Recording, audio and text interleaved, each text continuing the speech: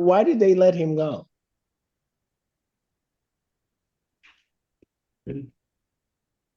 Call the jail, tell him, put him in his cell, get a tablet in front. He's going to be arraigned today. Sir, what's your name? In the orange? Robert Drobashevsky. One. So Drobashevsky, you're before the court on a felony complaint. That felony complaint alleges that on or about March 9th of 2026, at the location of 2717 Brooklyn Drive in Ypsilanti Township, Washtenaw County, State of Michigan, count one alleges that you did commit the offense of unlawful imprisonment regarding a Jennifer Larma. You understand the nature of that charge? I'm not asking you whether or not you did it. Yes. Do you understand what you're charged with? Yes, Your Honor.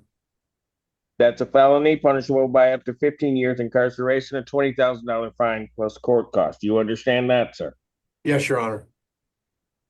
Count two is the offense of domestic violence or knowingly assaulting a pregnant individual, third or subsequent offense. Did you say pregnant individual? Said domestic violence and or knowingly assaulting a pregnant individual.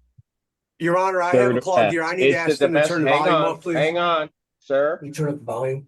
It's the third offense, domestic violence. Do you understand that, sir? No, sir, Your Honor, because my ear and I didn't hear, and I wanted to clarify before I answer that. Did you say pregnant individual? I listed the charge. I do not have knowledge if the individual is pregnant. I'm saying, let me redo that. Thank you. Domestic violence, third offense. Do you understand the charge, sir? I didn't hear the things that you said before that, Your Honor, because my ear is plugged up and they just turned the volume up. So I didn't hear the full description, Your Honor. I apologize. I'm not trying to be difficult, Your Honor. What didn't you hear the full of? I thought you mentioned something in there, domestic assault of someone pregnant. The full charge is domestic violence and or knowingly assaulting a pregnant individual. That's the full charge. So it could be domestic violence or it could be that you knowingly are assaulting somebody who is pregnant. It's a third offense. Understand the nature of that charge, sir. I'm not asking you whether or not you did it. I'm not asking anything along those lines. Do you understand what you were charged with? No, I don't, Your Honor, because I'm not sure if you said. All right, if you don't understand what you're charged with, we'll just do a formal reading. Here we go. You ready? I'll just go through all of the counts here because it's going to be this way. The complaints alleges that on or about March 9th, 2026, at the location of 2717 Brooklyn Drive in Ypsilanti Township, Washtenaw County, State of Michigan, count one alleges the offense of unlawful imprisonment. That specifically is indicating that you did knowingly restrain. Why did they let him go?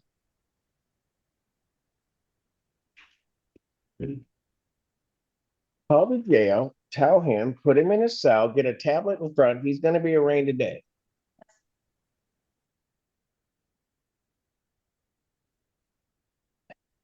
Thank you. So we have Mr. Drobashevsky back. Mr. Drobashevsky, you got up and you walked away from me, but that's okay because I'm going to arraign you, sir, on this matter. And I'm going to indicate to you, we'll just start over and we'll get it done, that on the date of March 9th, 2026, at the location of 2717 Brooklyn Drive, Ypsilanti Township, Washtenaw County, State of Michigan, count one alleges that you did commit the offense of unlawful imprisonment. It specifically states that you did knowingly restrain Jennifer Lerma by means of a weapon or dangerous instrument contrary to statute. That is a felony punishable by up to 15 years incarceration and a $20,000 fine plus court costs. No, sit down. Count two alleges the offense of domestic violence and or knowingly assaulting a pregnant individual, third or subsequent offense. That alleges that on that date and at that location that you did assault and or assault and batter Jennifer Lerma, an individual with whom the defendant has or had a dating relationship contrary to statute. That would normally be a 93-day misdemeanor. However, it is further alleged that you had previously been convicted of assault and or assault and battering of your spouse, the defendant's former I do spouse, not or an consent to individual with my whom you images had or my a intellectual dating property being relationship, transmitted or an over individual with artificial whom the intelligence. defendant had a child in common, or resident I'm or sorry, former sir. resident of your household, or knowingly assaulting a pregnant individual, and that you had done that on or about He did say February pregnant. 25th, 2010 in Macomb County Circuit Court, and as a second domestic violence second offense, and on or about January 7th, 2025 in the 14B District Court. Therefore, upon conviction, you would receive enhanced sentencing. This is now a felony punishable by up to 5 years. I don't understand what you're a saying. $5,000 I don't fine understand what you're cost. saying. Why do you I don't understand what you're saying. If the assault I don't was committed understand what you're in saying. confinement, which it was I don't not, understand what. I will not read that. Those are the charges against, two charges that are against you. I will indicate, since the defendant is not being cooperative, I fully appreciate that he does understand me, that the defendant is standing mute to these charges. I will ask the public defender to step in as his counsel, and I will enter a not guilty plea. Ms. Anderson. Thank you, Your Honor. First Assistant Public Defender Queena Anderson, with on behalf of Mr. Drobashewski. Your Honor, unfortunately, we were unable to meet this morning. The only information I have at this point is just contact information for him, and to advise the court that there's nothing else holding him in custody. We would ask for a reasonable bond pending the PCC date. All right. Set a probable cause conference, I should say, in this matter for March 26, 2026, 9 a.m. As to the bond regarding the people.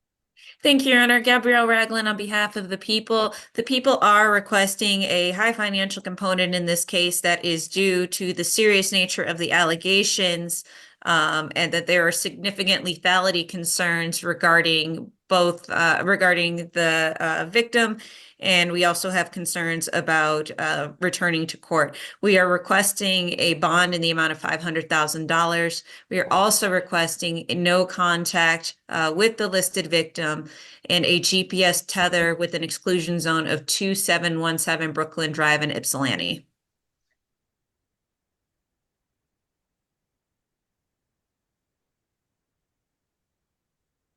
Given the nature of the offenses as well as the defendant's conduct during arraignment, I will set the defendant's bond in an amount of a $500,000 cash or surety bond.